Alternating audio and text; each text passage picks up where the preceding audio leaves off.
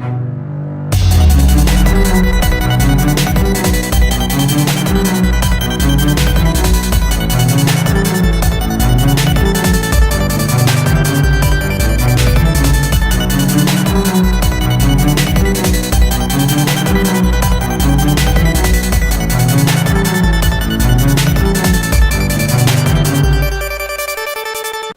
guys, I'm Eric and I'm one half of Notes and Nerds, and we're here at Kansas City Comic-Con with none other than Justin Cline. Hello! Hi.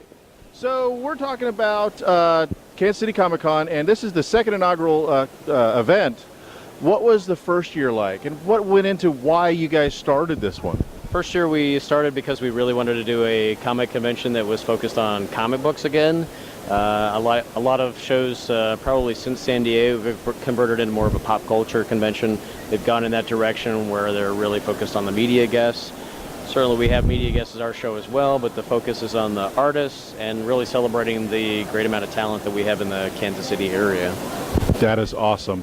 Because yeah, in this one, in comparison to another particular Comic-Con here in Kansas City, there is a huge, and I think the flow is a little bit better in my opinion, of a plethora of artists and creators, like you mentioned, how you're putting so much focus. It's so obvious that this is honestly a true convention, not a geek expo. Got over 300 creator tables, so a lot of our people this year, we tried to get a lot of our Kansas City comic book creators in the area. We give them free tables, so anybody who'd completed a full comic book by the time that our show came around, we gave them free tables.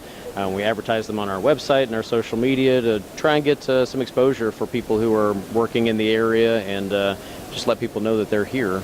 Plus you work a lot with, I've noticed, with a lot of the media type people, the people who are creating podcasts and web shows, because, well, obviously it's great promotional material for you because it gets the information out there for free without having to pay for anything. That's always great, isn't it? Sure, yeah, we were glad to have you guys here this year.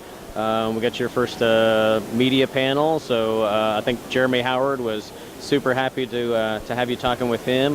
We've done a lot of other local podcasts, certainly the Worst Comic Podcast Ever, and a lot of the guys in the area contacted us. We put them together with panels, we gave them tables, and certainly we love the promotion, but we also like to draw attention to people who are doing things that we like in the area.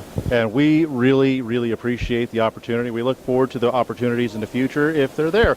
Now, next year, is there anything that, because I'm guessing you guys have certain ideas that are in the pipeline, is there anything, maybe like a tidbit here and there, that you'd be willing to share with us for next year? I honestly don't know. I think it will all come down to the time frame. Certainly here at Bartle Hall, the dates are, the kind of show that we run is dependent upon the dates. So as far as what we'll have, if we do it the same time frame, might be slightly similar, but we'll have to see. I'm sure that we'll invite a lot of the same folks back, but we're going to go down our laundry list of creators that we love, and we'll see if we can get them to the show. Oh, definitely. It's understandable because things can change from one second to the next, because you have plans for somebody like, oh, hey, next year be here, and they'll be like, yeah, and then, well, life happens and can't be here. So, well, like for us, it was literally a last-minute thing. This last weekend, from this recording, you know, we got the opportunity to be here, blew our mind about the opportunity you guys provided us, and we've been doing everything we can to help promote, and our Instagram, we've been tagging left and right for you guys because, well, that's a great way to get it out for you. So you said it's going to be here in Bartle Hall again next year, right? To the best of my knowledge, as far as we'll have to wait, we'll take a couple of days to sleep after the whole thing is done this weekend. Sleep? What's that? Yeah, it's been a while. I'm sorry about these, but yeah, we'll talk to Bartle. We'll see what's what in regard to what dates might be available to us, and that will really determine where we go from here. I'm guessing you guys are going to try to keep it in the same month, because I noticed last month it was maybe a few days off comparison, you know, due to shifts in calendar dates and everything. Are you liking August, or? I think August is pretty good for us. I think we also always have to take into consideration when are other shows happening. That's one other thing that we try and focus on, is because we have a lot of other conventions that are actually represented at our show, so we want to make sure that we're not taking their time.